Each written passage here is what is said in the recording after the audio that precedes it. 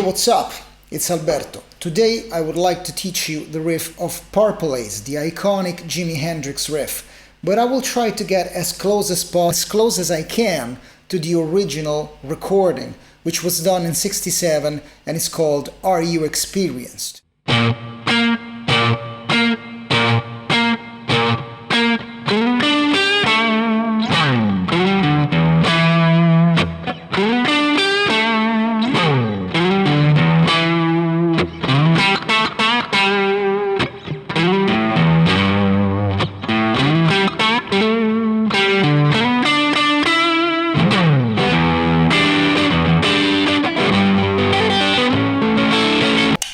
Click the like button and of course subscribe to the channel. So let's get this started. The riff starts like this with octaves and Jimi is playing B flat.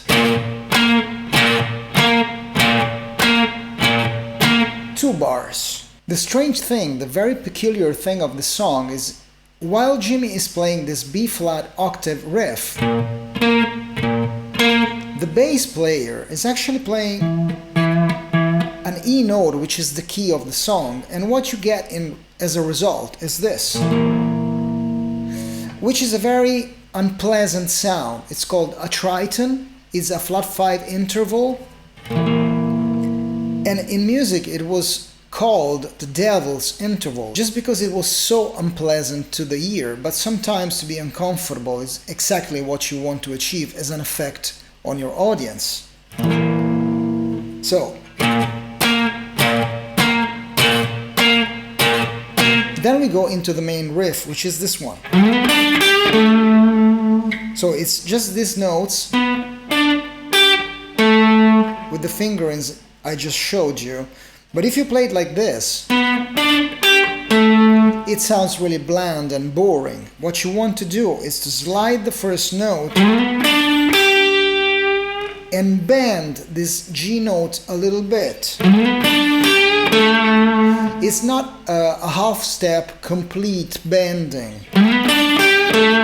It's just a tiny bit. You don't have to reach G sharp. You don't have to. Just be careful that you slide the first note and you bend the G note a little bit.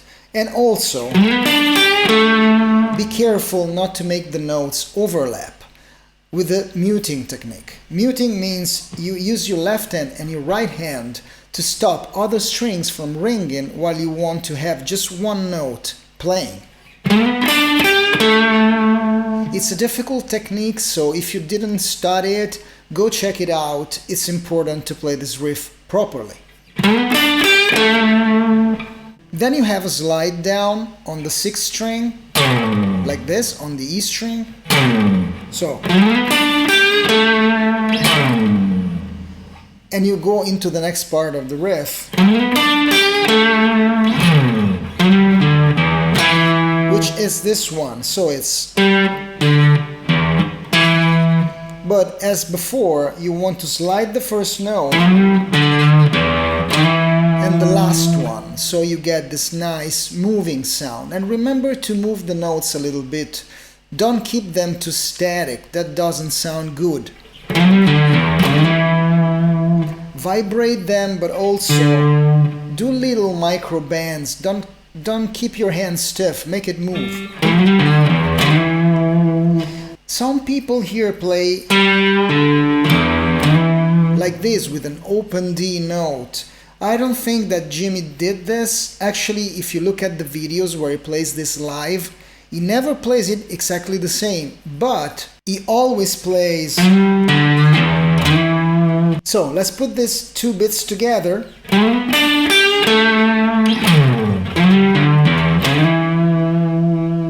While you play the open low E string, you have the chance to move back with your left hand to do the last final slide.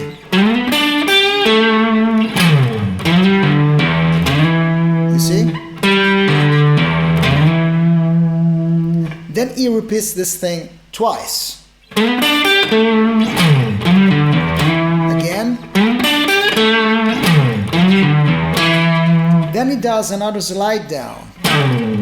But I think this one is overdubbed, because you can hear that while this thing is finishing, the next bit of the riff is already starting.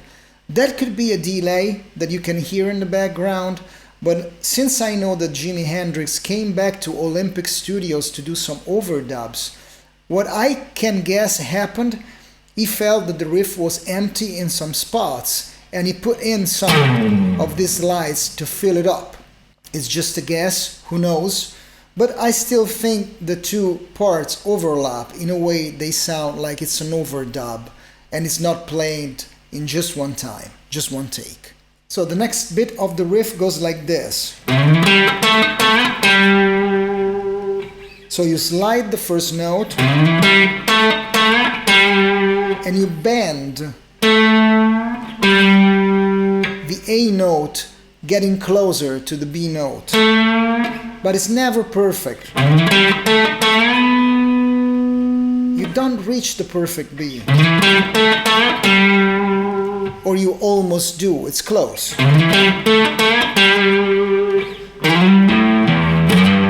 Then he does this thing, which is a little weird because he's been doing this little lick all the times, but here it does play an open A string. Who knows, maybe it's a mistake, maybe it's intentional. It does sound great, just be careful not to make the notes overlap. So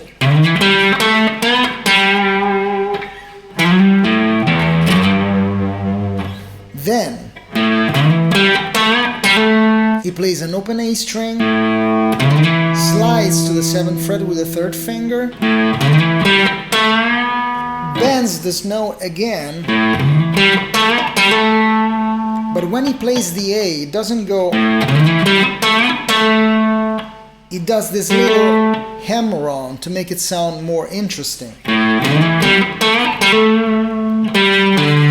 And it finishes up with the same little G, D lick on the same fret. And it finishes the whole thing with... So let's put this together. I will play it very slow.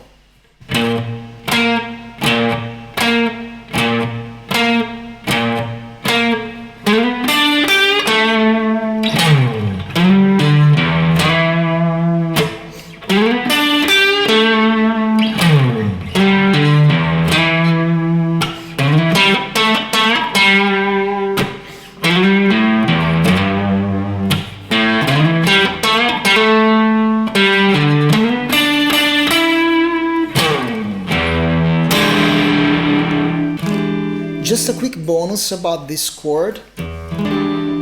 This chord is actually a jazz chord because it's a major dominant chord with a sharp 9.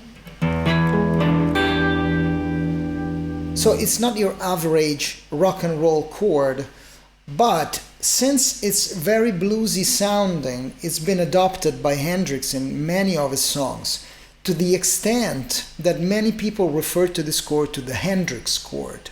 And it's 2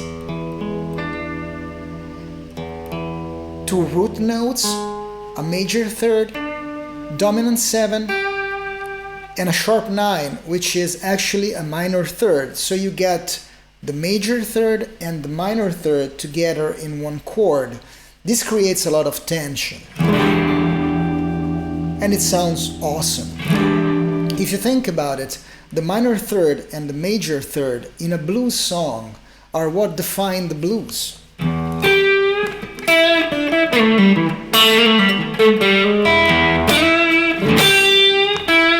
This coexistence of major harmony, dominant major harmony, and minor thirds is what defines the blues. Okay, that's it. Don't forget to like the video if you liked it, comment, of course subscribe to the channel. Till the next time, ciao!